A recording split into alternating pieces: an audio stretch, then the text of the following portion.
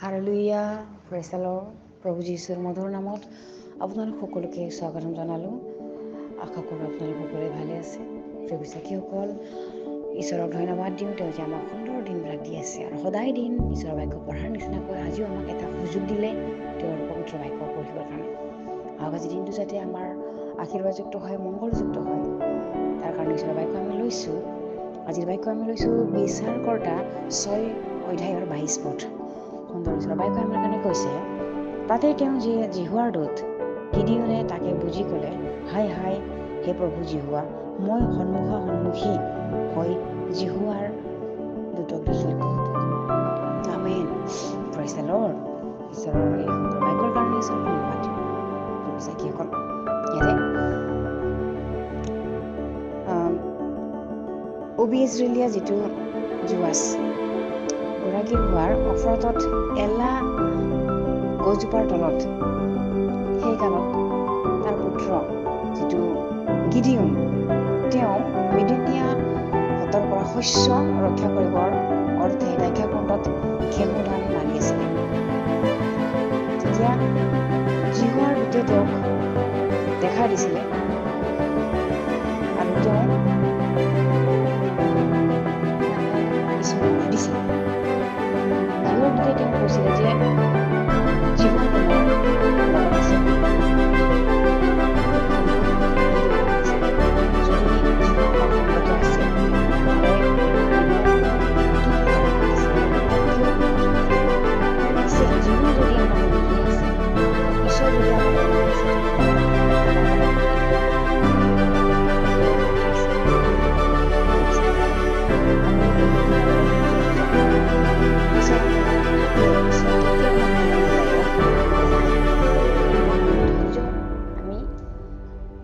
থাকিব নোৱাৰোঁ, আমাৰ অধৈৰ্য।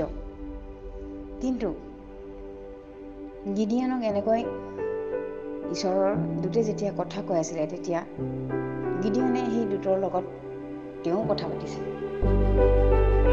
আৰু তেওঁ এইটো কৈছিলে যে যদি আপুনি জিহুৱাৰ পৰাই হয়, তেনেহ'লে মোক এটা চিন দেখাই দিয়ক, আৰু মই আপোনাৰ কাৰণে কি কৰিব, নৈবেদ্য আনিম বুলি কৈছে, উৎসৰ্গ কৰিম, আৰু যেতিয়ালৈকে মই নাহোঁ আপুনি ইয়াতে থাকক বুলি তেওঁ মিনতি কৰিছিলে জিহুৱাৰ দূতক। আৰু সেই জিহুৱাৰ দূতে ক'লে যে তুমি ঘূৰি নাহালৈকে মই ইয়াতে থাকিম। তেতিয়া তেওঁ যেতিয়া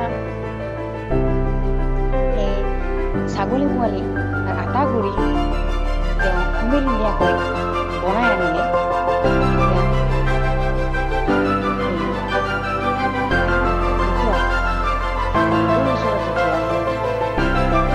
ছাগলী পোৱালিৰ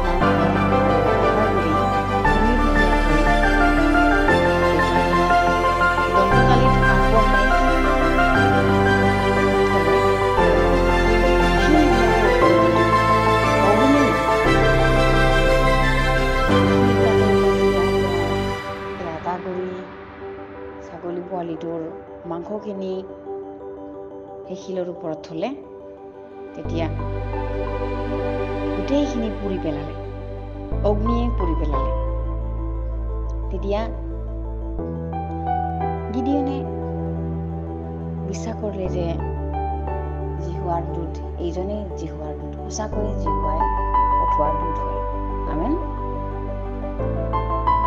সেইকাৰণে 22 পদত কৈছে যে তাতে তেওঁ যে জিহুৱাৰ দূত গিদিয়নে তাকেই বুজি, হায় হায় মোৰ প্ৰভু জিহুৱা, মই সন্মুখী হৈ জিহুৱাৰ দূতক দেখিলোঁ। Hallelujah, praise the lord. আমি বহুতো সময়ত আমি চিনি নাপাওঁ জিহুৱাৰ দূতে বেলেগ বেলেগ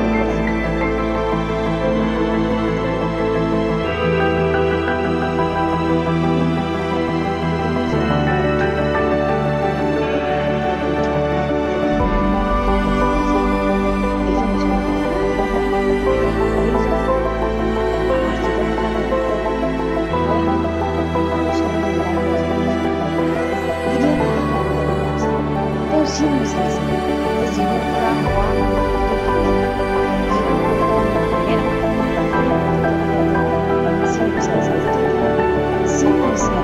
ছাগলী পোৱালিটোৰ আটা কৰি যেতিয়া তেওঁ শিলত থলে তেতিয়া অগ্নিয়ে যেতিয়া পুৰি পেলালে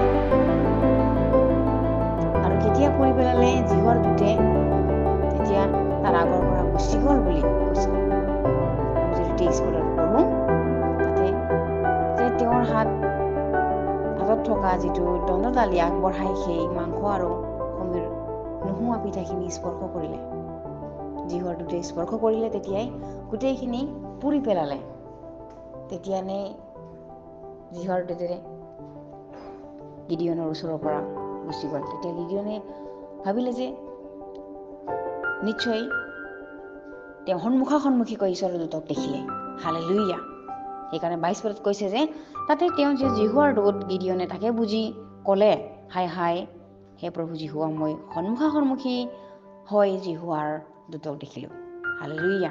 প্ৰেইজ দ্য লৰ্ড। আমি আমাৰ ঈশ্বৰ জিহুক আমি আমাৰ অপবিত্ৰ দেহাৰে অপবিত্ৰ চকুৰে আমি চাব নোৱাৰোঁ। জিহুৱা অগ্নিস্বৰূপ হয়, তেওঁ গ্ৰাসকাৰী অগ্নিস্বৰূপ হয়। তেওঁক চালে আমি পুৰি পেলাম, আমি জুইৰে ভস্ম হৈ যাম তেওঁক যদি আমি চাব খোজোঁ। সেইকাৰণে তেওঁ গিদিয়নৰ সন্মুখত দূতকহে পঠালে। হালেলুয়া। কেৱল যদি আমি পবিত্ৰতা থাকোঁ তেনেহ'লে আমি নিশ্চয় দেখা পাম আৰু তেওঁ আমাৰ চিন দেখাব যে জিহুৱাৰ পৰা হয় নে নহয়। আমেন। Praise the Lord. আহক আমি একেলগে প্ৰাৰ্থনা কৰোঁ। প্ৰিয় প্ৰভু যীশু, ধন্যবাদ দিওঁ সুন্দৰ তোমাৰ প্ৰেম অনুগ্ৰহৰ কাৰণে। প্ৰভু জিহুৱা তোমাৰ সুন্দৰ বাক্যৰ কাৰণে ধন্যবাদ দিওঁ। প্ৰভু এই সময়ত যিসকলে তোমাৰ আশীৰ্বাদবিলাক ধৰিব পৰা নাই, তোমাৰ যিবিলাক আশীৰ্বাদৰ এটা এটাকৈ গন্তি কৰিব পৰা নাই, সেইবিলাক তুমি দেখাই দিয়া।